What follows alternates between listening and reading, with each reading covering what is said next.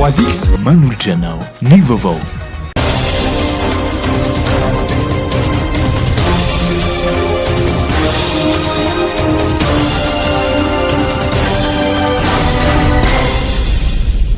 Faly manolotra ny araba ho antsika rehetra ny tokantrano indray amin'ny ity hariva ity ary manasa antsika anaraka ny vaovao hatramin'ny farany. Amin'ny 13 no tapitra ny fotoam-piasan'ny filoham-pirenena ka dia hiatrika fifidianana ny eto Madagasikara. Ho fiomanana amin'izany dia ilaina ny rosona amin'ny fanavaozana manontolo ny lisam-pifidianana raha ny fanambarana navoaka ny vondron'ny firaisamonim-pirenena misehatra ary manara-maso ny fifidianana na gose androany. Tato vaovao avy hatrany. Manamafy ny tokony hirosoana fanavaozana manontolo ny lisam-pifidianana hoy ny vondrona firaisamonim-pirenena misehatra ary manara-maso ny fifidianana na ny GOSC, Groupement des Organisations des Sociétés Civiles. Raha ny fanazavana netiny avy amin'ny fiarahamonim-pirenena Gazy Platsaka Tsitrapo dia tsy tsara ny fahafahana manao ny fanavaozana manontolo ny lisam-pifidianana entina miatrika amin'ny fifidianana amin'ny taona 2024. Sakary fonto zany ny lalàna ny mamaritra an'io isaky ny folo taona. Raha ny tena marina moa zany efa tsy maro taraiky any io satria tokony tamin'ny taona lasa iny ny fananomboka ny refonty. Saingy raha mijeritsika hoe amin'ny 2023 zay ny élection nationale mandeha dia nonay fa tsy tara zany fanaovana refonty zany eo amin'ny 6 volana na 10 volana ny faharetany mbola azo tanterahana tsara zany. Raha ny tokony ho izy ary zay ny tokony ho ataon'ny fanjakana raha tena manara-dalàna ny fanjakana hoe fa misy fanjakana tan-dalàna no mijoro eto dia tokony ho atao zay refonty zay. Tsy misy tokony atahorana ny refonty raha ohatra hoe fanjakana tsy matahotra hiatrika fifidianana ary raha resa-bola no olana amin'ny resaka refonty azo ny fanjakana atao tsara miaraka amin'ny CENI no mandresy lahatsa ny mpamatsy vola. Nilaza androany ny GOSC tao anatin'ny fanambarana iraisana navoakany fa vonona iara-iasa amin'ny CENI isan'ny fifidianana madio sy mangarahara eto amin'ny firenena. Vonona ny iara-iasa amin'ny voamera mahaleo tena mikarakara fifidianana mba hisian'ny fifidianana madio, mangarahara ary ara-demokratika, mba hisian'ny fitoniana ara-politika eto amin'ny firenena. Noho izany dia vonona izay ary manolo tena ny atsehatra amin'ny asa rehetra ahafahana mahazo izany fifidianana madio sy malalaka izany. Ary ho avy ny fanovana manontolo ny fanovana manontolo ny lisam-pifidianana na ny refonte totale de la liste électorale dia vonona izay ny andray anjara mavitrika amin'ny fanabeazana ny olom-pirenena sy ny fanentanana mba hahazoana lisam-pifidianana madio sy eken'ny rehetra. Fahatelo, vonona ny ara-asa amin'ireo mpiara-miombonantoka rehetra na ny avy eto an-toerana na avy any ivelany zaray. Marihana fa fikambanana efa manana ny fahaiza-manao amin'ny resaka fifidianana maro ireo manao sonetsam-bany. Izany traika efa zany dia azo tamin'ny fiatserany efa antaonana maro teto amin'ny firenena na misy na tsy misy famatsiam-bola. Sotra tompoko. Ny vohitra ireo nandritra ny fihaonana tampanao gazety no tanterahan'ny GOSC teny Ampefiloha maraina teo. Mavesatra amin'ny vahoaka ny fiakaran'ny vidim-piainana ary ahina ny fisian'ny fipoahana ara-tsosialy raha mitohy izany raha ny fijeriny antoko-teza lara-pahamehana ny sin'ny fanarenana ara-toe-karena sy ara-tsosialy eto amin'ny firenena araka ny sosokevitry ny filohan'ny teza Rakotombo Jean-Louis andeha arahintsika ny fanazavana. Mitaky ny tokony isian'ny fanarenana ara-toe-karena sy sosialy eto amin'ny firenena ny antoko-teza manoloana ny fihazakazahan'ny fiakaran'ny vidim-piainana izay ahina fa mbola hiamafy fa tsy ho atsy noho ny fisian'ny adiny Ukraine. Eo amin'ny sosialy maika dia maika ary tena faran'izay maika ilain'ny firenena dia ny anaovana redressement socio-économique. Ianareo mpandraraha, ianareo syndicat, izay acteur amin'ny resaka économie dia tokony misy fikaonan-doha maika ataonareo hoe inona ny solution hifehezana an'io vidim-piainana io araka ny tokony ho izy. Fa raha izay teza manokana dia ny eritreritray dia izao ny fitangany vidim-piainana misy eran-tany fa misy mesure manokana ho an'ilay firenena anankiray tokony ho raisiny arakaraka ilay firenena eto amintsika zao eo amin'ny 90 isanjato ny fiarikarentsika eto ampelantanan'ny Karana indo-pakistanais de nationalité française sy ny frantsay raha jerentsika ty amin'ny resaka solika compagnie pétrolière rehetraeto galana karana jovena karana ny ny testony total frantsay ny sel 6 mba hoe to hoe tsy ao anatin'izay ny aty amin'ny resaka quinqueris pièce détachée karana daholy ny aty amin'ny resaka intra agricole karana ny aty amin'ny resaka inona ty izy teo fanafody karana ihany ko tena mampijatsy reo ppn ny akamarony de karambola karana ihany ko ireo nefany manao spéculation ny akamarony manafina entana de avy eo midy amin'ny zay tiany anaovana azy le entana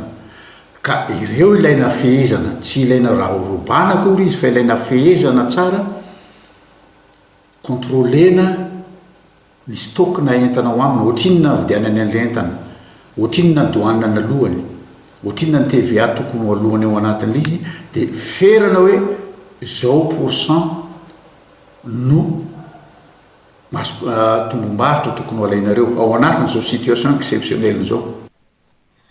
raha ny fanazavana ny entin'ny Rakotombo Jean-Louis dia maika ny tokony andraisan'ny fitondram-panjakana fipetrara-toekarena hifehezana ny fiakaran'ny vidim-piainana. Koatran'izany dia ilaina ihany koa ny isian'ny fanatsarana eo amin'ny lafiny fandriam-pahalema ahafahan'ny mponina miary. Ilaina indrindrandrindra amin'izao fotoana izao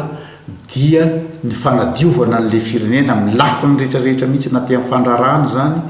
na aty amin'ny fitantanana zany fa ny mampalahelo anara-tsy very oatra vilia tsaona fotsiny le haute cour de justice satria banany ao amin'ny assemblée nationale ny ao zay alefa makany amin'ny haute cour de justice dia mandalo ao amin'ny fandiovanao aloha hoe ty mendry tsotsaraina na ty tsy mendry tsotsaraina de ny vokany satria mpiaro ny fitondrana ny amin'ny assemblée nationale ny betsaka de tsisy mihitsy reo hita hoe nanota teto amin'ny fireneny ty reo mpitondram-bony nanota teto amin'ny fireneny ty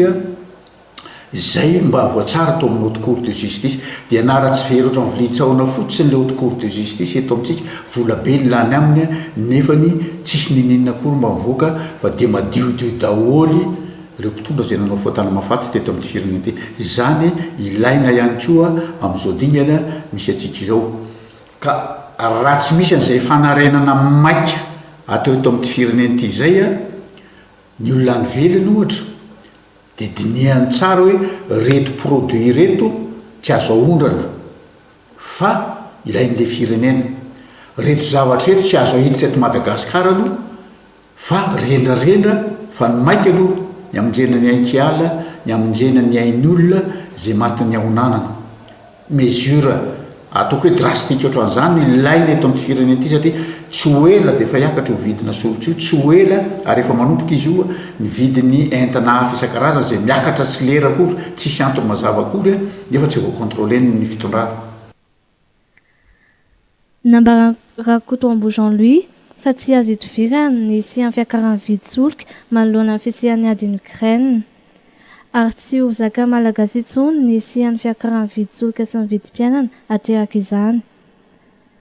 Arden'izao dia tokony mandray andraikitra ny fitondram-panjakana miaraka amin'ny sehatra tsy miankina.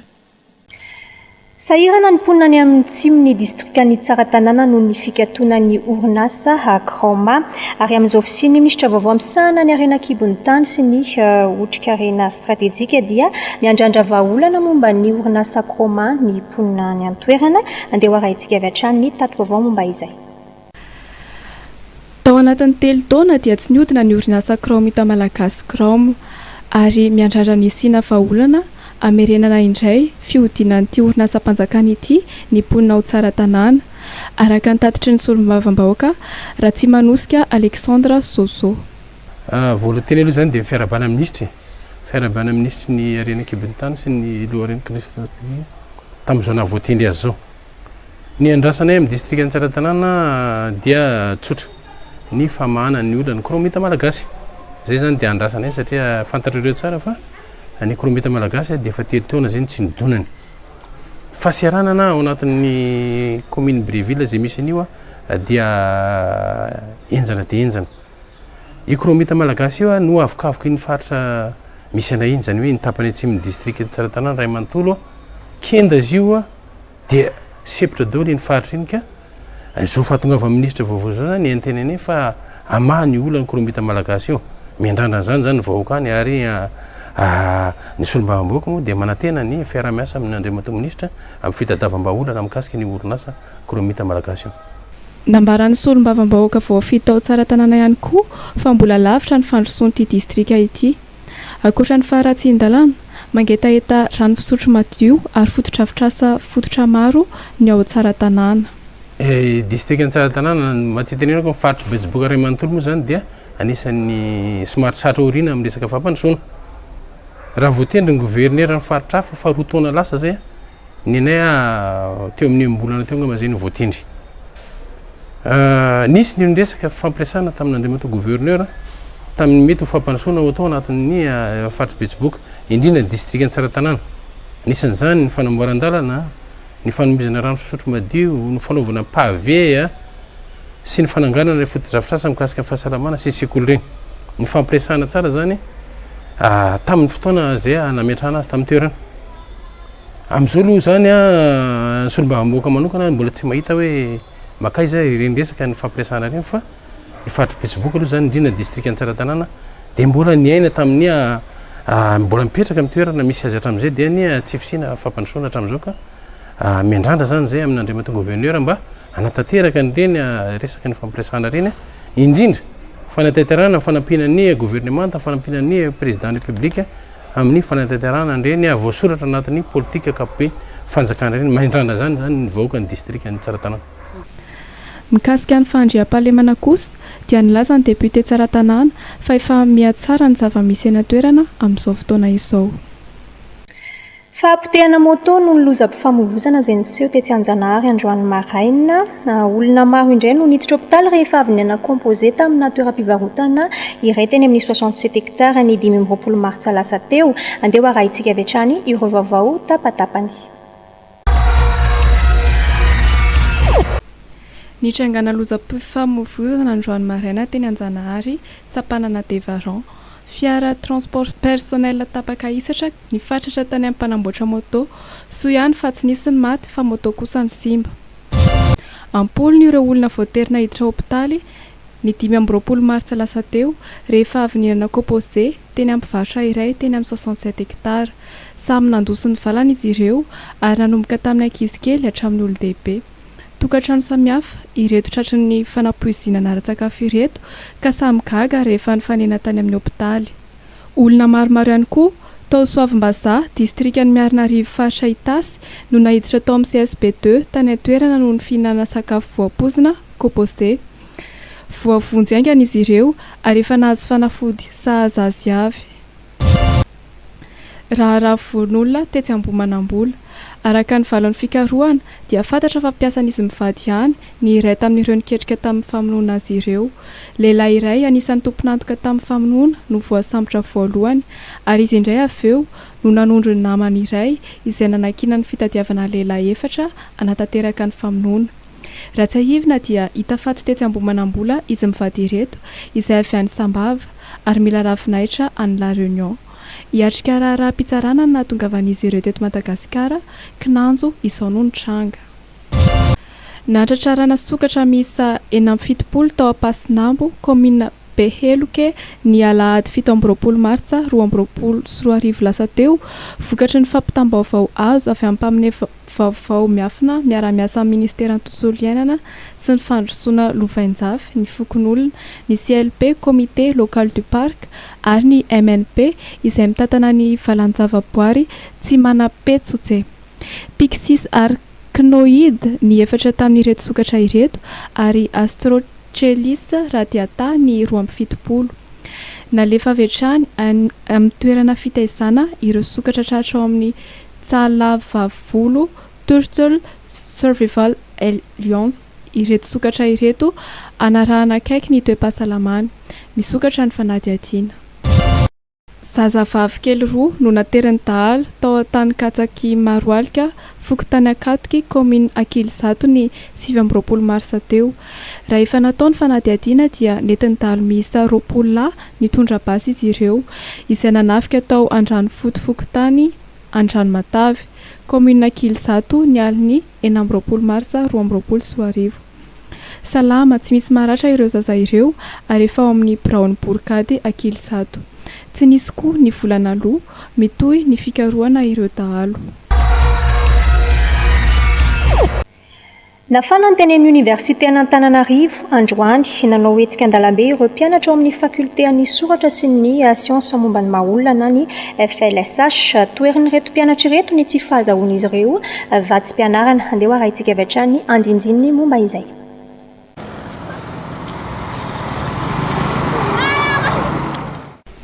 Nidina an-dalambe nadory pneu ireo mpianatra eo anivon'ny fakulté ny soratra sy ny siansa ny mahaolona FLSH ny maraina teo amin'ny Université an'Antananarivo. Nampiakapeo ireo mpianatra satria dia tsy nahazo ny vatsim-pianarana efa-bolana novambra hatramin'ny febroary na dia nambara aza fa androany no tady voatondro izarana izany. Revenay androany zany a dia resaka tsy fahazahoana bourse napetsaka ny calendrier hoe zaraina androany le izy nefa tsy vola akora ho an'le mpianatra. Akoatr'izay misy mpianatra tsy ao anaty lista mention anankitelo zao faculté des lettres tsy ao anaty lista. Ahoana mahatonga an'izany? Ny tetateta ny fanjakana nametsaka an'le hoe hipoketsa manara-penitra anefa tsisy fiantraikany amin'le ankizy le izy fa voamay mampikorotana. Taloha tsisy korotana ohatr'izao ny bourse rehefa raisina tao am'pikaisy ka ny angatanay re tompoko androany dia mila mivoaka androany le bourse ho an'ny akoatr'izay rehefa vita ny androany sy ny fizarana bourse rehetrarehetra mikatimoasy équipement dia angatana ny fiverenan'le bourse ozoraisy ny université ny zasy comptable atao amin'ny université zany hoe zaraina ny anaty kaisy ny vola mpianatra fa tsy raisy ny poste intsony. Tsy ankasitrahan'ireo mpianatra ihany koa ny fampiasana ny digitalisation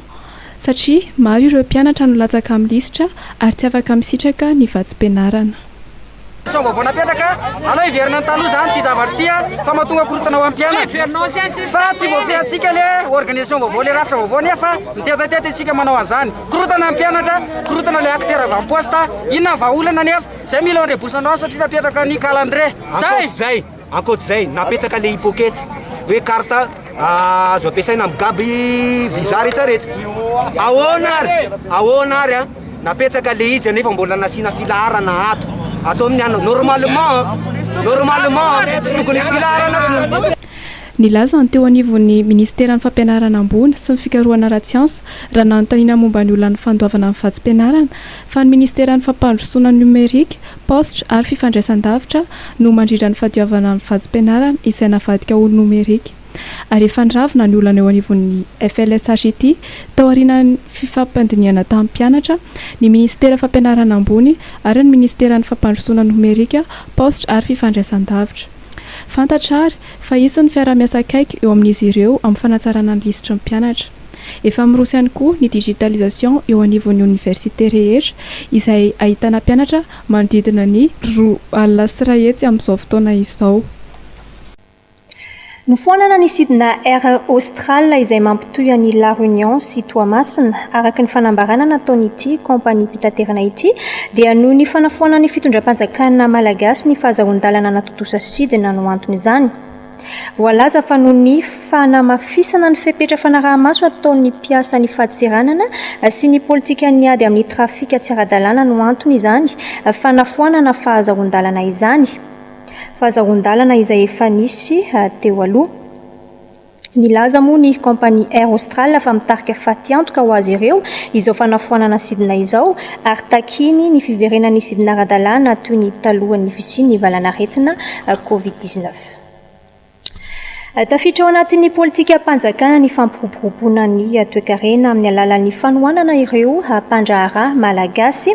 manana ny heridikany tokoa i Madagasikara raha ny sehatra famokarana no resaina. Izany indrindra no nahatonga ilay fananana ho an'ny mpandraharaha prix Pierre Castel mba ahafahany sehatra ny fandraharana mivelatra ka mba ho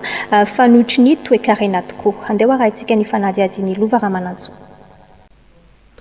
itombo avoroeny ka ho lasatra amin'ny efapolo tapitrisy sany hoany nisan'ny ponina eto Madagasikara afaka folona 5 taona tsikaritra ombieny fa manana enerjika isika raha ny sehampambolena ny jerena ka mila trandrahana sy ampiroboroboany zany amin'ny alalan'ny agribusiness mba ho fanohitra ny hitoekarena ny fahaleovantena ara-tsakafo ary mba ho tahirin'ny ranomasim-be-indianina tokoa ny firenena. Mila omena vahana araka izany ny sehatry ny agribusiness amin'ny alalan'ny hifanohanareo mpandrara ara-pambolena. Ka zava-tsara ary mialatsiny manao zafady hoe tsy sambany zao ny sehatra tsy miankina manao zavatra fa izy ty moa tsy lehibe publicité farina fa manana andraikitra sy adidiko ny sehatra tsy miakitra manome tanana andreo tanora rahalahy anabavitsika reo ny sehatra tsy miankina dia vonona miresaka amin'ireo tanora reo hijery zay vahaolana lalana anampiny. Efa tafiditra ao anatin'ny politika ampanjakana ny fahampiroboroboana ny sehatry ny fahandrarana sy ny agribusiness. Amin'ny resaka agribusiness mantsika dia manomboka ny amin'ny famokarana ny masomboly tena izay tena défi ngeza be ho antsika ny famokarana masomboly manomboka any amin'ny fanatrarana ny kalitao izay tadiavin'ny tsena dia tena miditra ny sehatra mihitsy ny fanjakana ao anatin'izay. Ohatra ny ahoana ilay sehatra amin'ilay izy dia tena any amin'ny famokarana masomboly hatraty amin'ny famokarana ilay vokatra iray manontolo manaraka ny fenitra dia misy an'izay accompagnement izay any. Izay indrindra no atom-pisian'ilay tetikasa prix Pierre Castel fananana misokatra ho an'ny mpandrara malagasy 18 hatramin'ny 20 taona. Araka ny nambaran'ny Italie Générale ny Star Andriamatoa Marc Pozemontier dia ny anampiana ny fampivelarana ara-toekarena eto Madagasikara ny fifananana prix Pierre Castel. Azo loka araka izany ireo enina misongadina indrindra €5,000 miampy fiahinana sy fiofanana ny an'ny voalohany, €1,000 arahina fiofanana ny ho an'ny faharoa raha toka isitraka fiofanana momba ny fandrarana miaraka amin'ny fitoerana ny varotra iraisam-pirenena ao Genève ireo 4 ambiny. Isokatra amin'ny voalohan'ny volana Aprily ny fisoratana anarana izay maimaimpona ary manana 2 volana ireo mpandrara anatanterahina izany. Batimax vous présente Cyberbike. Faites du sport en vous amusant. Avec Cyberbike, amusez-vous avec toute la famille. Découvrez les différents circuits avec votre personnage et véhicule préféré. Sous l'eau, sur terre ou dans les airs, relevez le défi et devenez imbattable. Cyberbike est compatible avec votre console Wii ou PS3. Disponible de suite chez Batimax Indahar pour un prix remisé à 240 000 ariars. Offre valable jusqu'à l'épuisement de stock. Batimax, la qualité au meilleur prix. Amin'ny voalohan'ny volana Aprily izao no fankalazana ny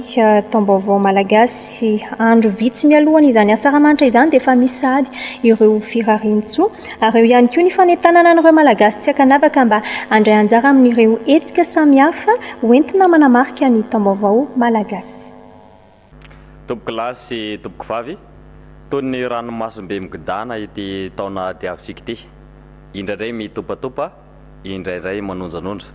ary toy ny sambo kely mitety onja ny nofo mandrahantsika zanak'olombelona, ao ny tafita ao no rendrika koa rabainy zay tratran'izao taona 2020 sy 2020 izao. Izany fiarabana zany dia ombako ny firaritsoa tahaka ny fiarabana fahaizany izay fanaon'ny tolo manao hoe sambasamba Andriamanitra Andriananary ary fitratran'ny taonany asika tsy saraka ny sambatra sy ny mananjara. Ary ho antsika vahoaka malagasy kosa mba ho tojo ilay soroa lalana ane zao isika rehetrarehetra ho ka raha iondrika ho voky ronono hitsaka ho voky tantely dia tsy saraka amin'ny fahasambarana ane ny tsirairay ny ankohonana. Manarakaraka an'izay ny mahafirenena ny firenena dia ny tany, ny teny, ny olona, ny fomba mampanao ary ny finoana. Ny oroam-batravatra nefa fantatra amin'ny firotsany, ny feon-dakolosy fantatra amin'ny faneniny, fa ny firenena anankiray kosa fantatra amin'ny fomba sy ny fanaony. Tonga ary ankehitriny ny asaramanitra raha nitolo teo aloha no miresaka dia ny hoe rehefa tonga ny asaramanitra dia nivody koa fanolotra ao an'ireo ray aman-dreny, rehefa tonga zay anambadiana dia nivodondro ho an'ireo ray aman-dreny, fa rehefa tonga kosa ny andro fandroana tahakan'izao dia nivodena ny fanolotra ho an'ny andrena. Hajaka hifanolorana, voninahitra ka hifanomezana. Noho izany indrindra ny tompoko dia manome voninahitra atsika rehetrarehetra malagasy ary mirary soa atsika rehetrarehetra mba ho ampiko ny fahombiazana ne ty taona zay vaovao zay andrasatsika ho avy ity ka hiazakazaka sy andondona eo ambaravaratsika ny fahombiazana hitokona tsy hiala ho tokantranotsika ny fankahirezana ary ho tom-pahombiazana tokoa ania ity taona ity manasa atsika rehetrarehetra raha mba anotrina sy ame voninahitra ny fankalazana ny taom-baovao malagasy izay tsy ny eny ambotra biby ihany na ny hoe amin'ny faritra hafa fa rehefa misy sehatra ahafahana manandratra ny mamalagasy dia entanina isika rehetrarehetra indrindrandrindra ianareo namana pikabary mpandala ny fomba mampanao andeha entany ny namana entany ny ankonana entany ny mpiaramonina entany ny mpiarabelona ary ampalalao sy ampahafantaro fa ribanoro tsy avony zany a fomba malagasy zany dia ny andro fandroa zany a na ny taom-baovao malagasy dia anentanana atsika ho anay eny ambotra biby dia manasa atsika rehetrarehetra tahaka ny isa-taona dia lanonana mezinezina no atao eny zay misy ny fomba mampanao zay ho tanterahana eny amin'ny fotoana io a ary misy kosa ny fiarahantsika mikorana afahantsika ihany koa afahantsika miara-maneho ny hafaliana tahaka ny ragasy ny kabary ao anatin'izany a sehatra zany ka dia manasatrika rehetrarehetra tao fahombiazana tanteraka ny hetsika esprit beach izay nokarakarainy 974 action sy ny ligue rugby antsinanana tany Sainte Marie ny farany herinandro teo ny vaovao momba ny fanatanjahantena no andeha raha itsika eo amin'ny sariny Norbert Akotomalala. Tratra ny tanjona ho an'ny 974 action sy ny ligue rugby antsinanana nandritra ny hetsika esprit beach izay nitanterahana tany Sainte Marie ny farany herinandro teo fambolekazo izay niarahana tamin'ireo tanora anterina sy ny Ilonat ary ny académie rugby antsinanana no nanomboana ny hetsika ny zoma 10 mars. Qui a été non seulement enseigné à des animateurs qui ont été formés depuis quelques semaines, depuis quelques mois et quelques semaines, des animateurs venant de la Cisco de Sainte-Marie, mis à disposition, qui ont été formés donc à la pratique du beach rugby et également à des thématiques particulières, donc à savoir la déforestation et des alternatives possibles, et puis de la gestion des déchets, comment la récupération du déchet, la valorisation des déchets. Voilà, donc on est sur ces thématiques que des animateurs ont appris à connaître et des jeunes aussi, parce qu'on a fait aussi des formations dans certaines écoles, les collèges et lycées. Et là, donc, on est capable, les animateurs au fil du temps seront capables non seulement d'enseigner la pratique du beach rugby, mais également de porter ces messages. Il faut savoir qu'à travers les jeunes, on sait que le message va non seulement être compris, mais ils deviendront les adultes plus tard, les adultes de demain, et ils seront porteurs de ce message pour évoluer dans cette gestion de la forêt et gestion du déchet. Taorin'izay dia nisy ny fitsidihana ny sekoly collège de Rocher ao Sainte Marie ity sekoly ity izay efa napiditra ny rugby ho amin'ny fandaharam-pianaran'izy ireo. Nisy araka izany ny fifampizarana tamin'ireo mpanabe sy ireo tanora tonga nitsidika ny sekoly. Nitoy ny asabotsy ny hetsika esprit beach karnaval lehibe namakivaky ny tanàna Sainte Marie nandraisan'ireo tanora niisa 420 anjara. Marina fa efa tena ankafizin'ny tanora ao Sainte Marie ny taranja beach rugby zareo avy any amin'ny collège de Rocher raha teo no tompon-daka teo amin'ny sikajy taona 420 sy 12 taona. Ny ara avy any Tomasina kosa ny tompon-daka ho an'ny sikajy 19 sy 17 taona. Ny alahady kosa indray dia anjaran'ireo olon-dehibe no niakatra kianja ny angaly ny beach rugby ka ekipa 12 nandray anjara tamin'izany. Ny ekipa ny La Pirogue de Lille no nivoaka mpandresy. Niditra teo amin'ny andro fahatelo ny fifaninanana baolina kitra tournoi firaisan-kina sokajy zokiny izay karakarain'ny fikambanana mpikitra etsy sabotsy mena ny farany herinandro teo. Mbola tato vaovao irahantsika amin'ny Norbert Akotomalala trany. Ekipa misy 20 miatrika no mandray anjara amin'ny tournoi firaisan-kina taranja baolina kitra sokajy zokiny mihoatra ny 20 taona. Fifaninanana izay karakarain'ny fikambanana mpikitra etsy sabotsy namehana. Mizara vondrona roa ny mpifaninana mandrina lalao fanintsanana kao amin'ny vondrona A no misy ny Fanilo, Ambomanga, Romemy, Afazy, FC Jim, Racine, FC Mercure,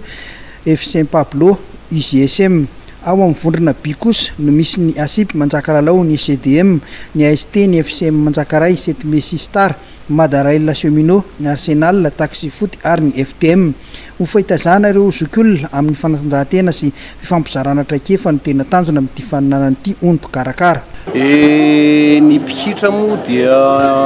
fanalavana le pikitra hoe mpilalao kitratra anainy dia zany hoe izahay ao anatin'le fikarakarana le baolina dia anisany mpilalao baolina kitratra anainy ihany koa taony nisongadina taony hoe tsy nisongadina fefa lalao baolina zany hoe efa zokozokony nahazo taona daholo ka izay ao anatin'ny pikitra dia anisany mpilalao baolina koa mba tia le izy koa dia izay ny anaovana an'le sokajy taona le lehibehibe hoe fitaizana ihany koa le olon-dehibe mba tsy hoe irona ihany koa amin'le hamafin'ny fiainana dia mba fampitaizana ry fanatanjahantena eo ihany koa ny ionana amin'le namana taloha izay niara-ny lalao baolina fahiny efa hoe dadabe sy ray aman-dreny be mbola miara-milalao eto amin'ity terrain teto mbo hoe ambom-pionana indray zany le mpilalao fahiny dia aty ny miona ty avaradrano ty manahoana ny fahitanao ny farisiany izay atao hoe zoky mpilalao-tranainy izay amin'ny fandraisana anjara amina faninanana ohatr'izao marisika amin'ny ankapobeny satria marina fa tsy dia misy loatra tournoi andraisan'ireo zoky olona anjara zay ety angambany hoe sehatra mba misy an'izay dia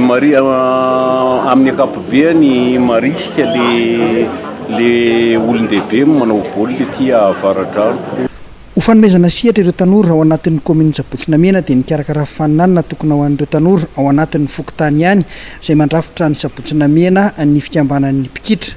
iny moa dia ao anatin'ny fitantanana ny tanàna indrindrindrindra fa izay anisany mikarakara le open ho an'ny senior fa matetika le open ho an'ny senior betsaka ny ekipa avy any ivelany sy ny mpilalao avy any ivelany dia tsy dia hita loatra le mpilalao eto tanàna le zanaky ny tanàna zany dia le lalao le intery fokotany natao indrindrindrindra hijerena le hitarafana le mpilalao zanaky ny tanàna tena avy eto Sabotsinamena mihitsy dia hitarafana an'ireny mpilalao reny mba ahafahana mba miregroupe an'ireny amoronana ekipa anankiray mba hosolo tena ny tanàna ny misehatra rehetra misy eto amin'ny fifananana eto amin'ny firenena zany toy izao ireo voaka-talao tonga eto am-pelatany nandritra ny lalao ny farany herinandro teo ny SGDM nandresy ny Semino Madaraila tamin'isa ray loatra ny FC Mercredi nandresy ny UGCM tamin'isa ronoray ny voaka nandresy ihany koa ny Racine izay misy ny be ny tanàna ny Sabotsinamena tamin'ity fifaninanana ity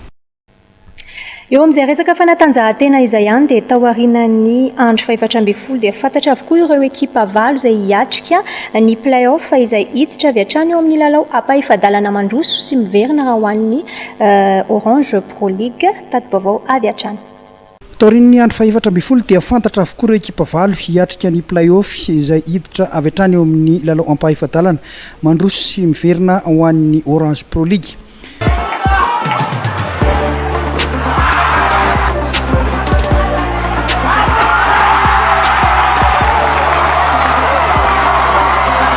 Fosa Junior AS Fanalamanga Kosfa Atsisaya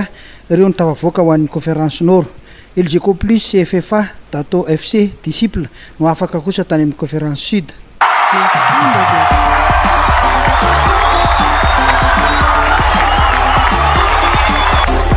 toy izao ary ny fandaram-potoana ho an'ny ampahivadalana ny fosa hikatoka amin'ny Dato FC Kosfa ifampitana amin'ny CFFA Atsisaya ifanandrana amin'ny LGK plus ary ny AS Fanalamanga iona amin'ny Disciple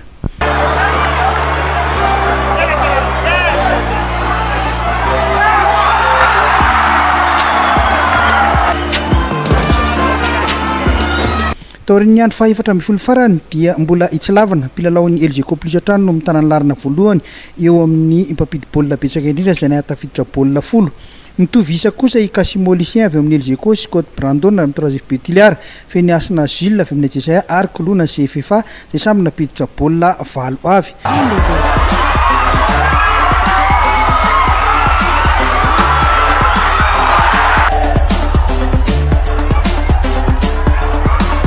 toy izao ary ny filaharana ataorin'ny andro 15 farany hoanany conférence nord dia larina voalohany fosa junior manana isa valontelopolo tsarony as fanalamanga manana isa roapolo fahatelo kosfa manana isa roapolo faefatra ny jesaya manana isa roapolo fahatelo misy kafoty manana isa sinaambinifolo faenina ny jekika manana isa dimaambinifolo kafito ny piekika manana isa atelo ambinifolo ary fahavalokara ny polise manana isa fito